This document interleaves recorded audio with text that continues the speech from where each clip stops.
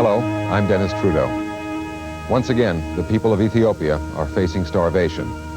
But war this time makes it virtually impossible for food aid to get through to them.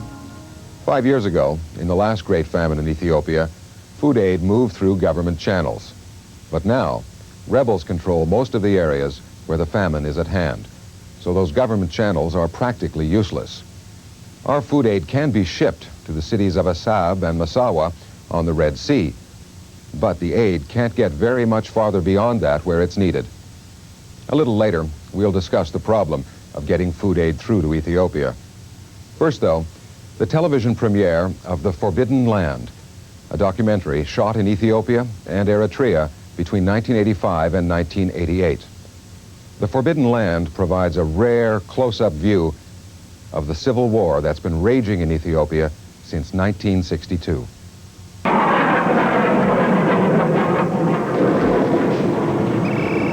Throughout the famine, Ethiopia sank $1 million a day into the war.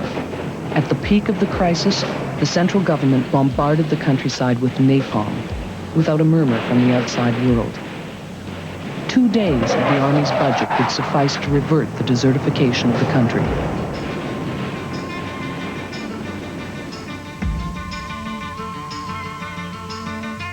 The major battlefront is in Eritrea, where nationalists have been fighting for the independence of their country, annexed by Ethiopia in 1962.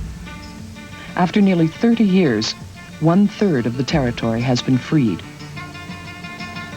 We went into the liberated zone.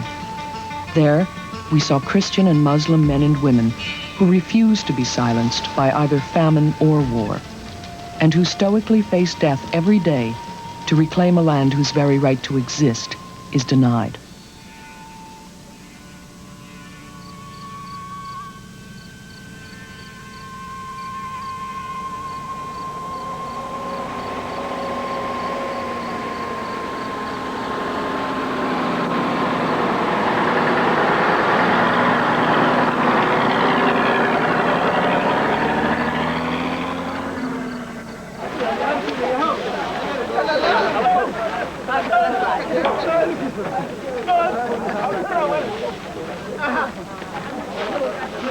Our expedition begins at the border of Sudan, sole port of entry into the liberated zone of Eritrea.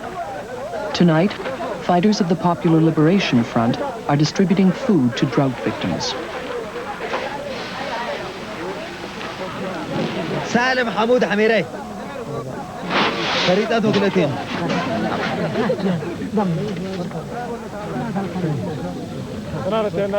كمان تين نديمة. Time is running out. The Ethiopian Air Force bombs the area during the day, but it is known to work only from 9 to 5. The night belongs to the Eritreans. At dawn, trucks and cargo will have vanished without a trace, concealed beneath trees. No foreign government recognizes this network, yet it is vital to the Eritreans' war, the oldest one on the African continent.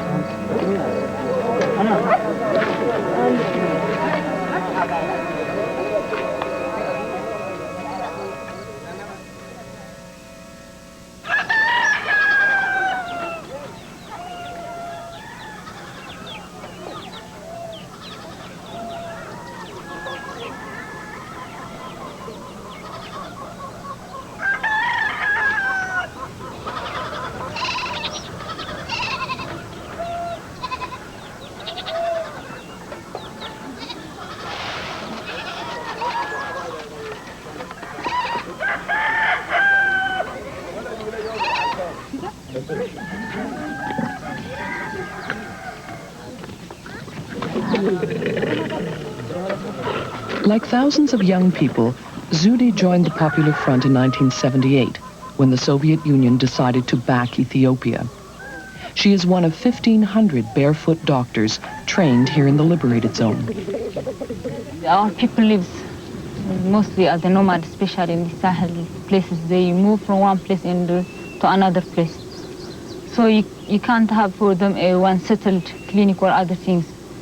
In order to give them enough health care, you have to go behind the people. So you have to walk from one place into another place behind them. At the beginning, people were afraid of us. In their whole life, they had never seen a doctor. So the first time they saw us, men were flying away and women hiding in their tents. Little by little, we built confidence with them.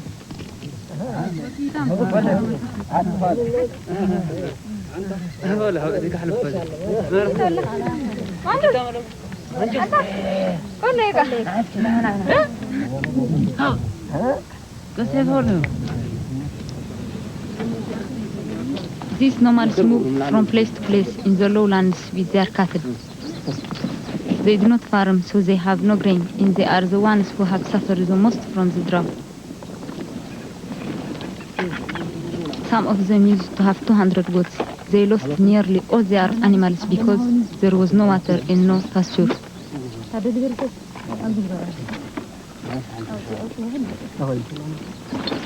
So their health has gotten a lot worse in the last few years.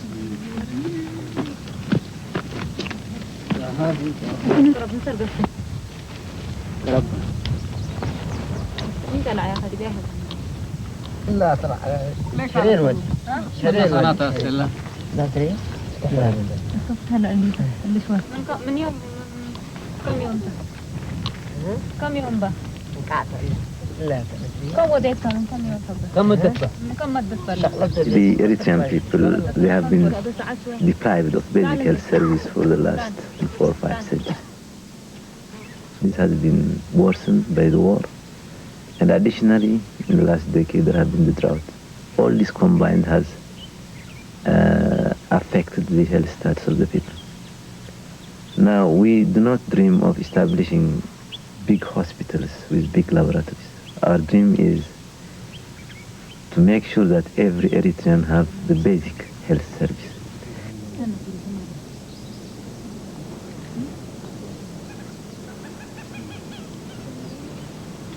These women need special help. 1 out of 4 dies giving birth. Anemia and lack of vitamins are the main reasons. And so, we got the idea to give nutrition supplements as well as medicine, above all to the women who are pregnant.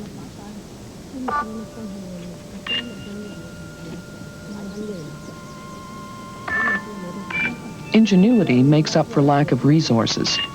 This mini microscope, designed and produced in the liberated zone, enables medical units to do lab work anywhere in the field.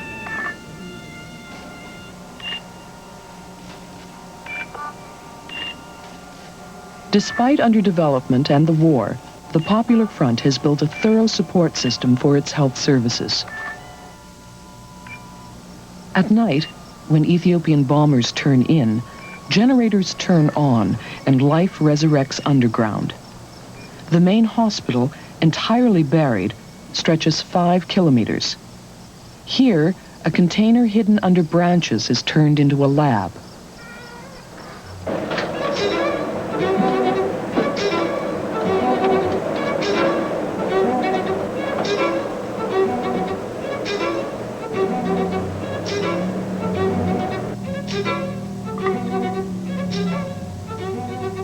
Every night, 1,000 liters of intravenous solution is churned out.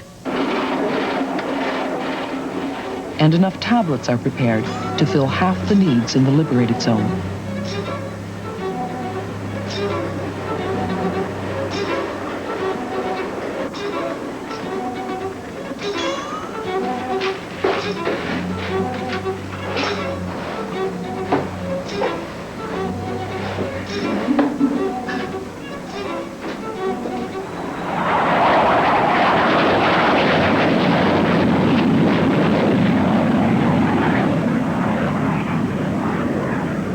Through years of sweat and toil, Popular Front fighters have built their Great Wall of China. 400 kilometers of trenches make up the first line of defense of the Free Zone. Petros, 23, has been here for 7 years.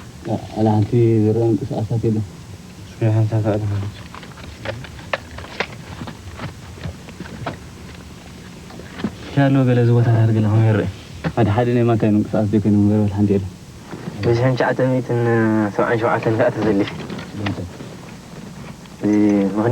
was living in Asmara when Ethiopian soldiers recaptured the area, razing villages, raping women, and murdering civilians. One day they abducted my brother, killed him, and threw his body at the door of our house. That's when I decided to come here and fight for my country. I want a country where people will live in peace and have access to health care, school, and land.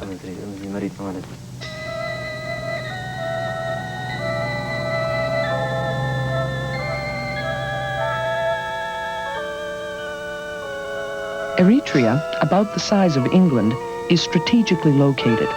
It is Ethiopia's only outlet to the Red Sea and its important oil trade.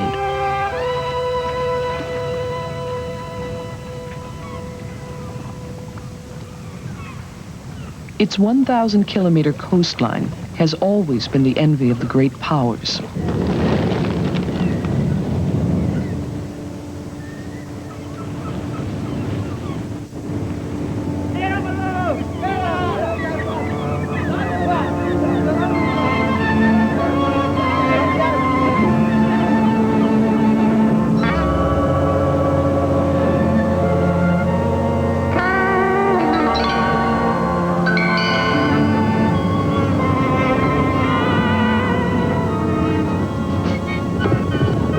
In 1889, the Italians landed and stayed 50 years. Eritrea became part of Italy's colonial empire, along with Libya and Somalia. 40,000 Italian settlers claimed the best lands for their plantations and built factories, roads, and railways. 4 out of 5 Eritreans lived off agriculture, but coffee and cotton were for export.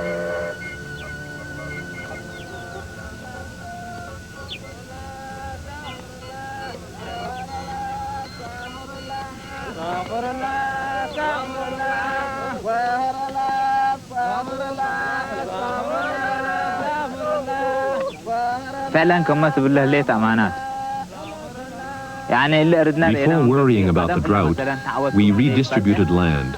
It was not easy.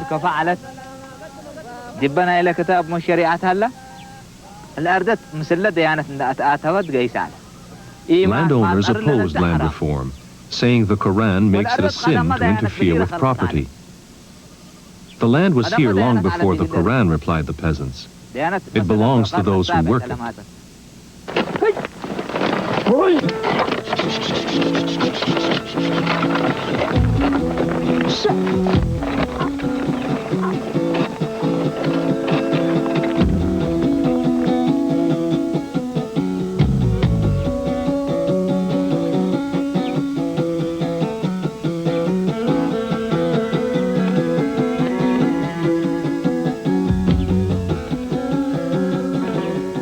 The drought particularly ravaged Eritrea's highlands. Once fertile, the area is now barren because of over-farming and deforestation. In Rora, 14 villages joined together to revive agriculture.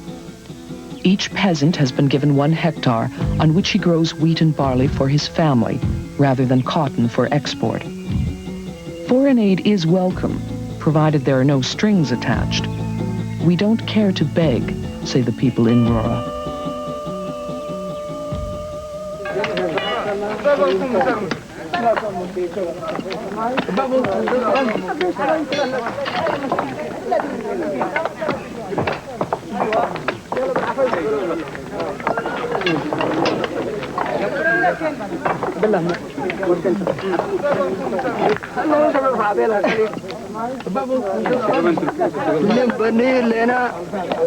We're building a stone wall to protect the trees we planted. We need the wood from the trees to build our houses and the leaves to hide them from enemy planes. The wall will also prevent goats and sheep from eating the young shoots.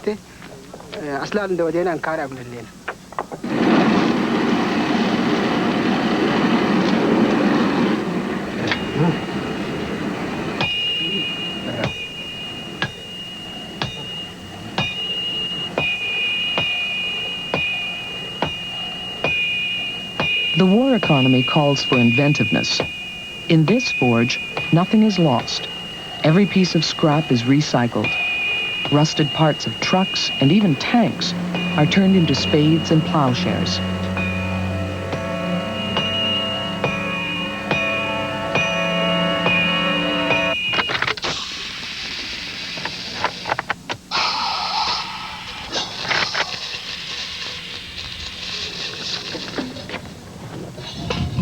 The Popular Front is undoubtedly the best organized of all liberation movements, yet it is not supported by either of the great powers. The Eritreans have won every inch of land all on their own. Their Soviet-made weapons are taken from the enemy on the battlefield.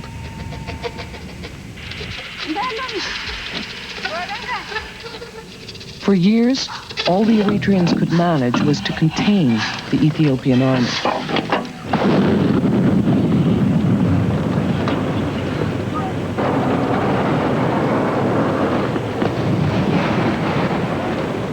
Then came a watershed.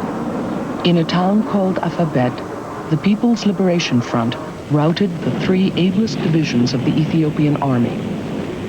The front now controls most of Eritrea, except for the main roads and large cities.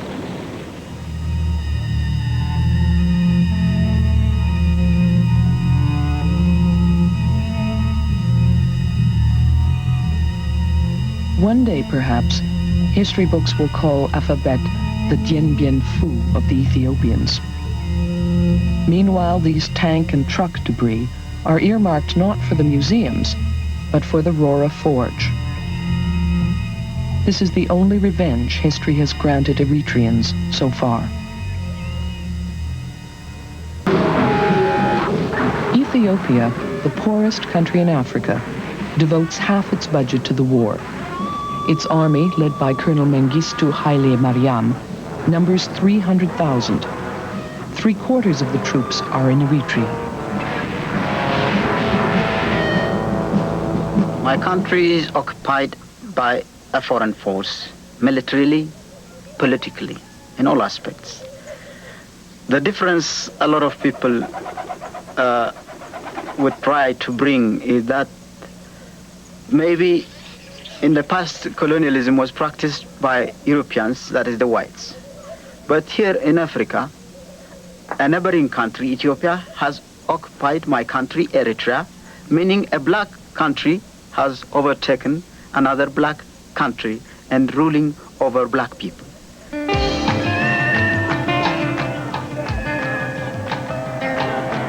At the end of the Second World War, Eritreans demanded independence. Italy, defeated, lost its African colonies. A United Nations Commission of Inquiry was sent to Eritrea, but it dismissed the Eritreans' wishes. Those in favor of the resolution, please signify. In December 1950, the UN sealed Eritrea's fate. Unlike other Italian colonies which gained their independence, Eritrea was federated to Ethiopia. Freedom was the price it paid for its coast on the Red Sea. The question of Eritrea before the United Nations represents a striking example of effective international cooperation brought to a happy conclusion through appropriate and efficient procedures. Without the Eritrean people being consulted, without carrying any kind of referendum, without exercising their right for self-determination, federation was imposed on them. Federation was part of a ploy played by America and Ethiopia, a prelude, one can say, for annexation. We didn't accept it, we didn't take it. Ethiopia's Emperor Haile Selassie inaugurated the federation with great pomp. He was celebrating another alliance. The Federation was the result of discreet bargaining. In return for U.S. support, Ethiopia agreed to a military base in Eritrea and signed a 25-year cooperation treaty.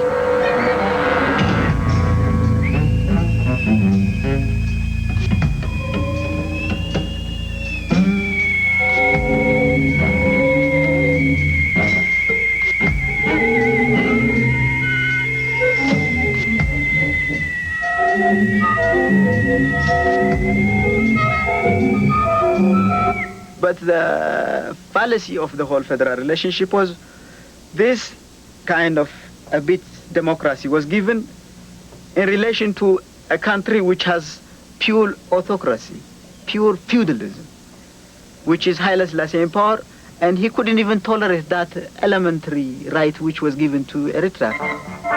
That's why immediately after the federal relationship, things were being violated day by day, slowly.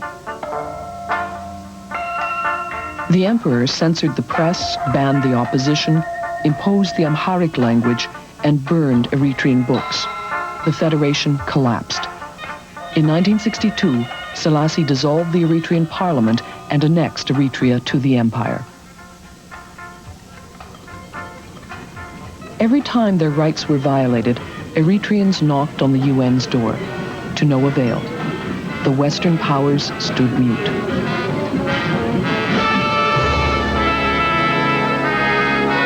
Almost 30 years later, only the color of the flag has changed. In 1974, the King of Kings lost his crown, the army seized power, and new statues replaced the old ones. Colonel Mengistu proclaimed himself a Marxist-Leninist. Moscow, which had supported the Eritreans' claim for independence, instantly changed sides and began supplying Ethiopia weapons to be used against Eritrea.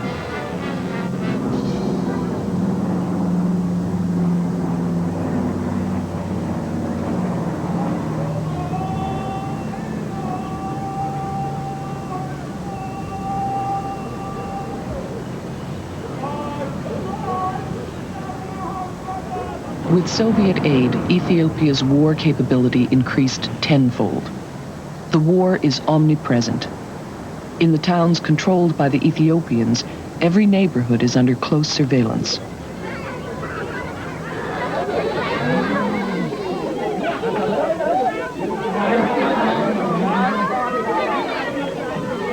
We could not film without an Ethiopian security agent looking over our shoulders.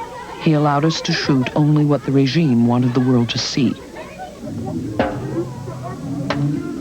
In this shanty town near Asmara, a woman invited us into her home.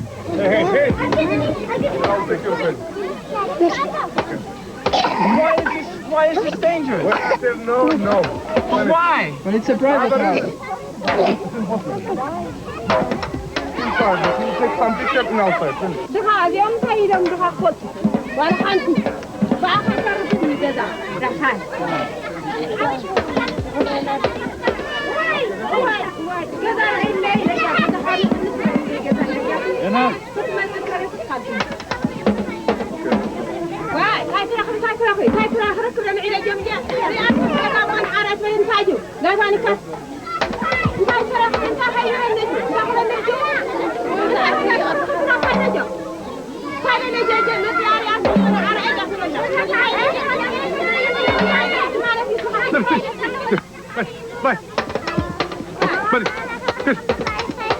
I will not give the police, but give me the film.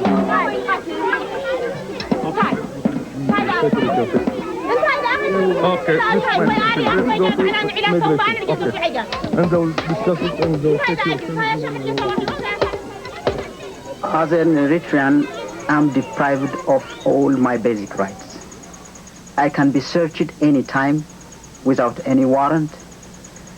At some places, I can be shot without any warning.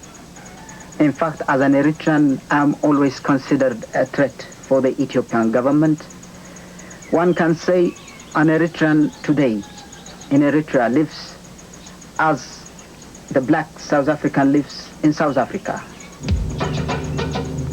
Outside the liberated zone, Eritreans cannot move around freely. Every 15 kilometers, they must show their papers and submit to humiliating searches.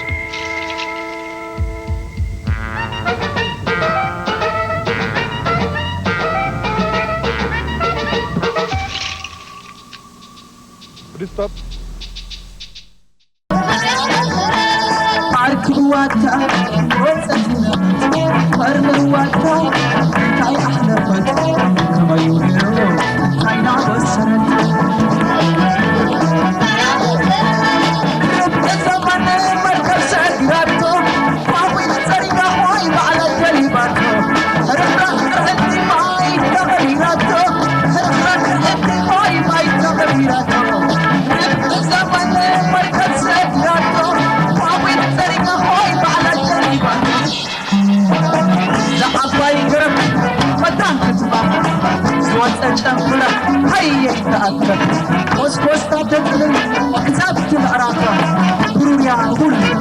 يلا نسترفع